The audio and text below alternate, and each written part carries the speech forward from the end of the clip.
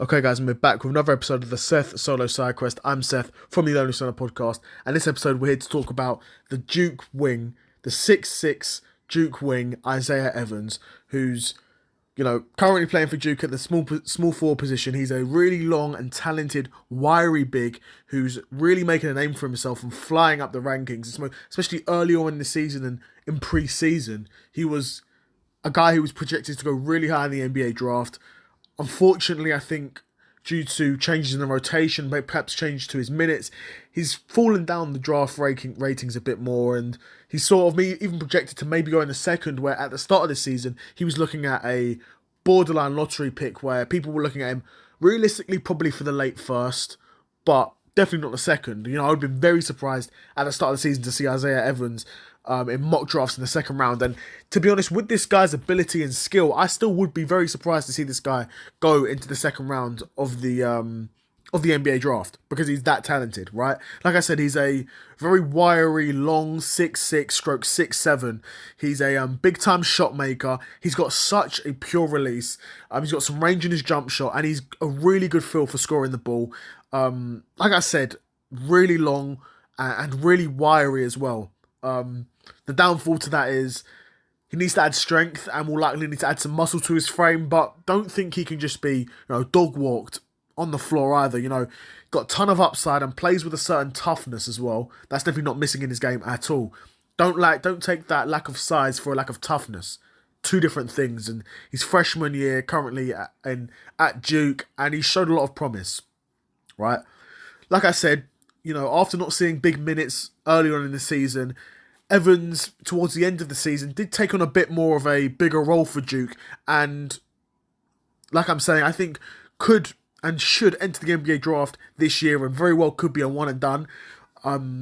He's got, like I said, great touch for offensive play and a great touch for scoring the ball.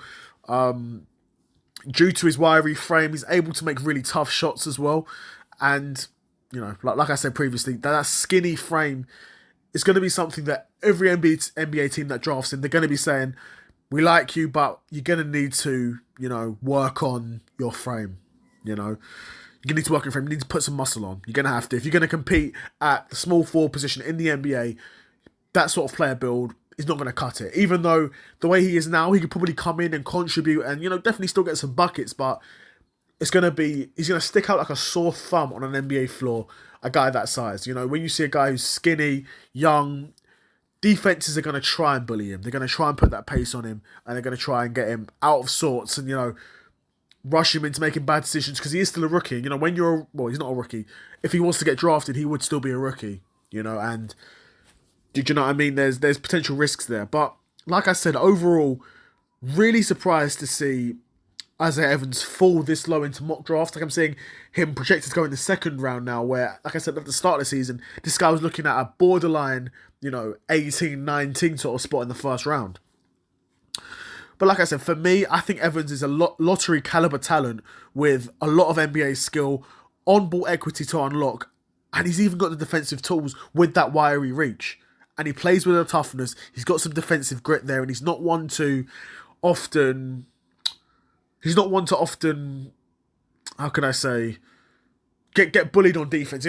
He's 6'5", 170. He's 6'7", 170. So he's a skinny dude. He's 6'7", 170. He's a skinny dude, right?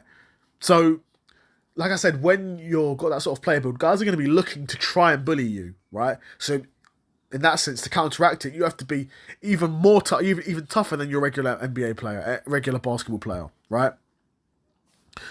But if he declares and stays in the NBA draft, it'll be a really exciting test and case study for teams to evaluate in attempting to reconcile or align the eye test.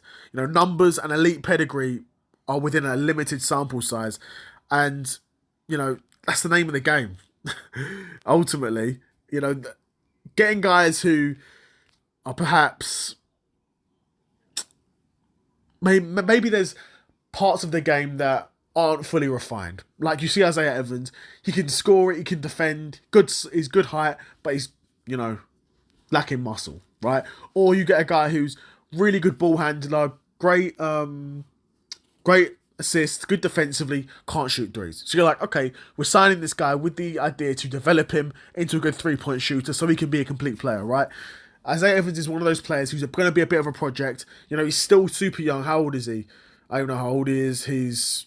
I haven't got his age here, but if he's a freshman, then he's still gonna be a young'un. And you know, even if he signs to the NBA, it may be 2 or 3 years before he's able to put on significant amount of size and really be able to contribute both ways on an NBA team. But like I said, if you're a team doing business in the second round, you'd be silly to not even inquire about Isaiah Evans. I think there's definitely some upside potential there, and he's a project. Overall, Isaiah Evans is a project, and he showed a lot of glimpses of talent during his time at Duke this past season. So yeah, another episode of the Seth solo side quest in the bag, and I'm out. Peace.